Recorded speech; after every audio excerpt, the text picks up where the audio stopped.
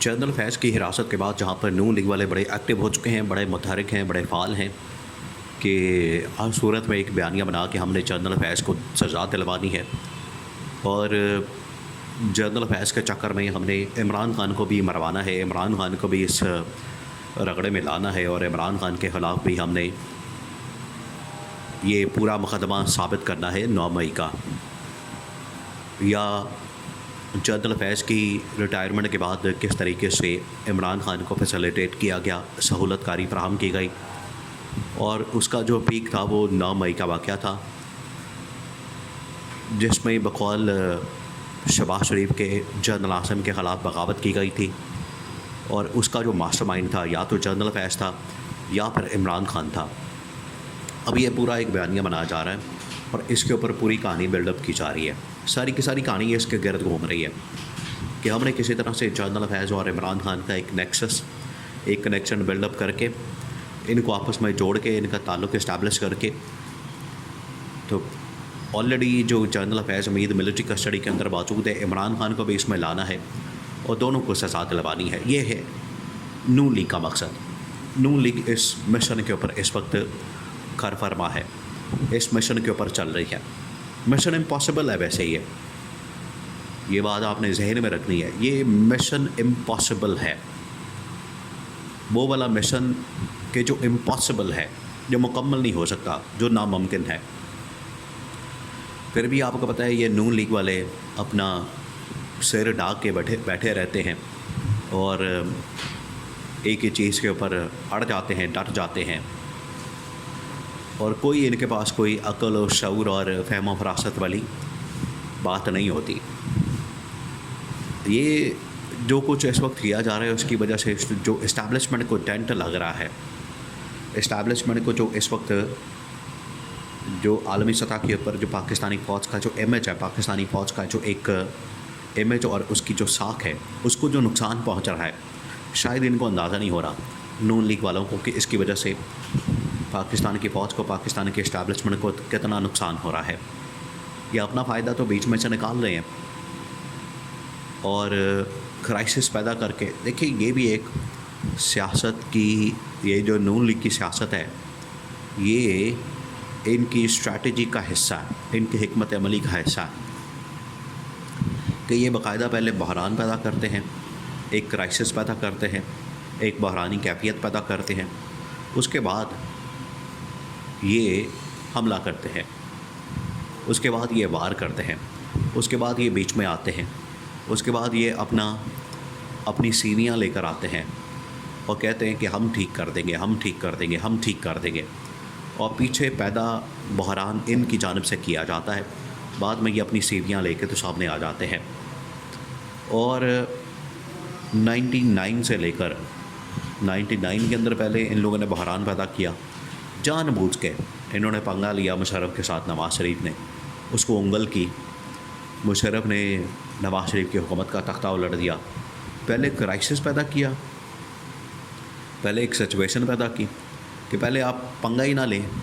پہلے آپ اس کام کے اندر پڑے ہی نہ، پہلے آپ اس معاملے کے اندر آئیں نہ، تو پہلے آپ نے پنگا لے لیا، پہلے آپ نے اس چیز کے اوپر جو ہے جنرل مشرف کے ساتھ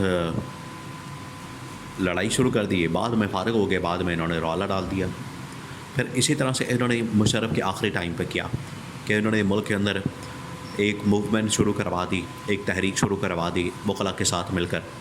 اور وکلا کے ساتھ مل کر انہوں نے کیا کیا کہ پاکستان میں جو تحریک شروع ہو گئی اس کی آڑ میں یہ کوئی پاکستان آ رہا ہے، کوئی پاکستان سے جا رہا ہے، انہوں نے چھلانگیں مارنی شروع کر دی، NRO لینا شروع کر دیا، معافیاں مانگنا شروع کر دی، بے نظیر بھی میدان میں آ گئی، نواز شریف بھی میدان میں آ گیا۔ اصل میں ڈیل تو ہو رہی تھی بے نظیر کی، نواز شریف بیچ میں وہ بھی گھس گیا کہ مجھے بھی ڈیل چاہیے، اگر بے نظیر کو ڈیل مل رہی ہے تو میں کس کھیت کی مولی ہوں، یا میرا کیا قصور ہے، یا مجھے کیوں نکالا۔ یہ اس وقت بھی اس کا رونا یہی ہوتا تھا، تو پھر اس کو بھی ڈیل ملی، یہ ڈیل لے کے پاکستان آ گیا۔ انہوں نے بعد میں بھی اسی طرح سے کرائسس پیدا کیا، بعد میں مشرف کے خلاف پھر آرٹیکل 6 کارروائی، اور کبھی سپریم کورٹ آ رہے ہیں جا رہے ہیں۔ تو یہ ان کی پرانی عادت ہے کہ پاکستان کے اسٹیبلشمنٹ کے ساتھ لڑائی جھگڑے کرنا، کرائسس پیدا کرنا۔ آج دیکھیں اس کی بہترین یا بہترین نہ کہیں تو بدترین کہہ لیں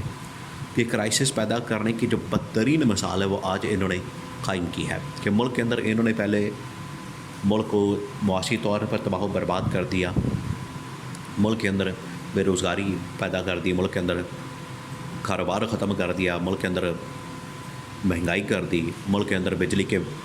بل مہنگے کر دیے۔ دیکھیں یہ بجلی کے بل جو مہنگے کیے جا رہے ہیں اس کے پیچھے بھی واردات ہے،